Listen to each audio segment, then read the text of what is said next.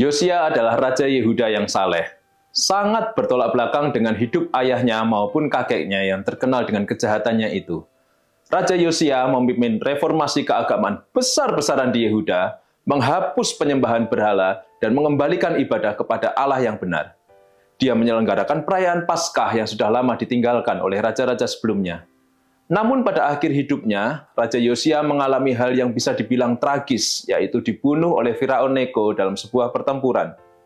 Begitu menyedihkannya kematian Raja Yosia sampai membuat Nabi Yeremia menuliskan sebuah syair ratapan khusus untuknya. Hal ini bisa kita temui di 2 Tawarikh 35 ayat 25. Mari kita membacanya bersama-sama.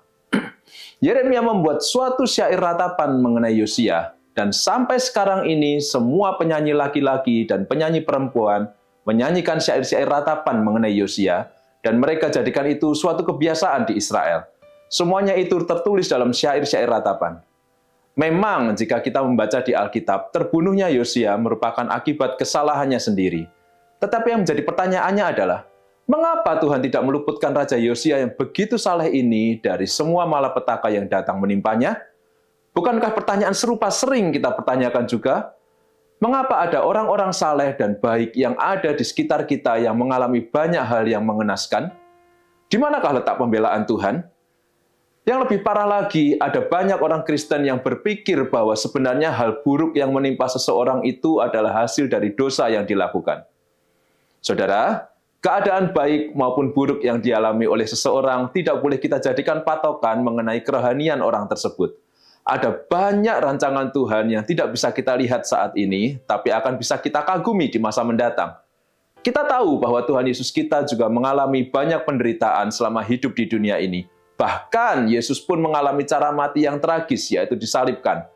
Lalu apakah kita juga akan berani berkata bahwa penderitaan Tuhan Yesus itu juga berasal dari dosanya? Tentu tidak demikian, sebab semua yang Yesus tanggung di dunia ini adalah karena cintanya kepada kita. Maka dari itu, saudara, jangan sampai kita salah ukur ketika melihat keadaan seseorang. Tidak semua orang yang hidupnya mengenaskan itu disebabkan oleh dosa. Karena bisa saja hal itu disebabkan oleh rancangan besar Tuhan yang tidak bisa kita pahami saat ini. Kini ketika kita sudah mengerti hal ini, maukah kita memperbarui pola pikir kita dalam melihat sekeliling kita? Sesuai dengan tema bulanan kita pada bulan ini, yaitu Renewed in Christ, maukah kita berubah dalam cara pandang kita tentang sesama kita? Mari bertumbuh bersama dan menjadi semakin serupa dengan Kristus. Tuhan Yesus memberkati.